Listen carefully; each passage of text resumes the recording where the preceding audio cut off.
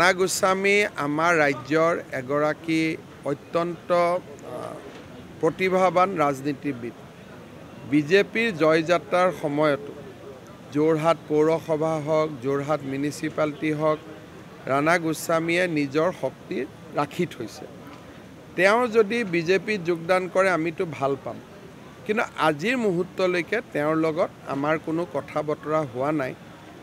আৰু যদি মোৰ ওচৰত কোনোবাই বিচাৰে যে ৰাণা গোস্বামীক যোগদান কৰিলে আপুনি ভাল পাব নেকি, মইতো ভাল পাম বুলি ক'ম। মোৰ কথাটো এইটোৱে হ'ল যে যদি ৰাণা গোস্বামী আহে আমি আদৰণি জনাম বা আমি ভাল পাম, কিন্তু ৰাজনীতি প্ৰত্যেক মানুহে নিজৰ হিচাপ নিকাচ লৈয়ে কৰে। গতিকে এইটো কাৰো ওপৰত কোনেওতো জাপি দিব নোৱাৰে, এইটো নিজেই সিদ্ধান্ত ল'ব। আজি এটা দিনতে, আজিৰ দিনটোতে আমি বহুত দীঘলীয়া নকৰোঁ, আজিৰ দিনটোতে আমাৰ অবজাৰ্ভাৰ গৈছে। আজি গধূলিৰ ভিতৰতে আমি নাম প্ৰস্তুত হ'ব। অহাকালি দিল্লীত আমাৰ আলোচনা আছে, প্ৰথমলানি আলোচনা।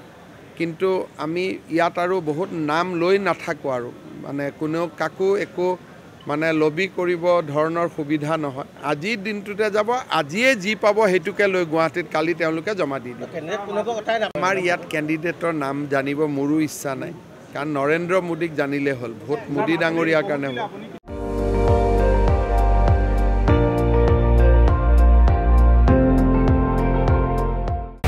আপুনি চাই আছে ND24, সৰ্বশ্ৰেষ্ঠ নহয় সৰ্বোত্তমৰ দৌৰ।